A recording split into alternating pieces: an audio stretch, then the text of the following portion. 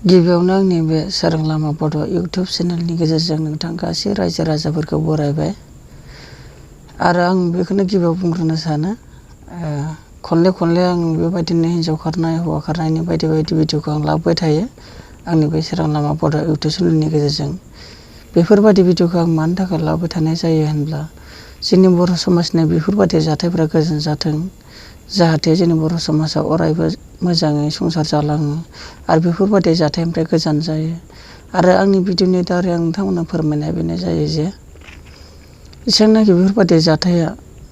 जोंनि बर' समाजनि माखासे सुबुंफ्राबो मदद होनांगोन लोगोसे जोंबो मदद होनांगोन मानो होनब्ला बेफोरबायदि जाथायखौ जों नों आंहा लोगो नांनानै होबथायाब्ला माब्लाबाबो जोंनि बर'नि थासारिया सुस्रा जानाय नङा बेनिखायनो आं हास्थायो गासै जों बर' रायजो राजाफ्रा मदद होलायगोन आरो जेरावखि थाया बे सुबुङा नोंथांमोननि अननायजों बहाबा नसुं बायदोंब्ला नोंथांमोना जानबुं नम्बराव फन खालामनो न'खरनि मानसिनि खावलायनाय बायदि नोंथांमोनाबो मदद होगोन मानो होनब्ला बेफोरबायदि जाथाया जाफ्लेबाय थायो जों माने बुजिस' हाला बेफोरबायदि ससियेल मिडियाआव नुजाथिबाय थानाय जाथाय जोंनि बर'नि रियेलिटि मोनसे हांखो बायदि जानानै दङ बेफोरखौ जोङो फोसाबनांगोन बेनिखायनो आं बर' समाजनि सायाव मोजांखौ लुगैदों आरो लोगोसे आंनि बे सोरां लामा बड'नि गेजेरजोंबो आं नोंथांमोननो फोरमायो जाहाथे बेफोरबायदि जाथाया दाजाथोंसै आंनि हास्थायनाय लुबैनाया बेनो मानो होनबा बेखौ आं बड'लेण्ड रादाबनिफ्राय बोखांनाय जादों बेबायदियैनो बर' समाजनि माखासे जाथायफोरखौ नुनानै आंबो मदद होनोसो सानो आरो जोंनि बर'नि समाजा बेफोरबायदिया दाजाथों माबे मिजिंजों माबे गोसोजों बेफोरबायदि जुलि जायो आरो माखौ नेवसिफिनो दिनै गथ'नि समयसाखौ नुवाखै नामा दिनै सासे आइजोआ जुदि हाबा जानानै गथ' खांनानै दिनै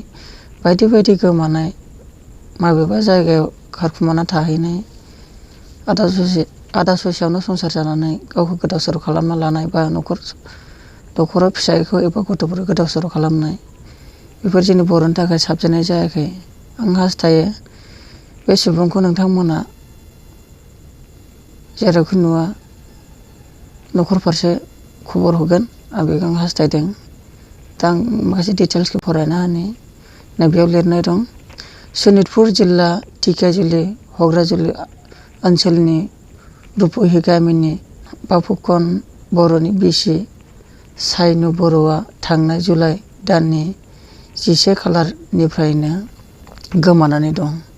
सोरबाफोर नुयोब्ला गोमाजानाय दुखुथिया न'खरनो नैबे नम्बराव आं फरायना खोन्थानि 7637882710 जानबुं अनजिमायाव फोरमायहरनो खावलायहरदों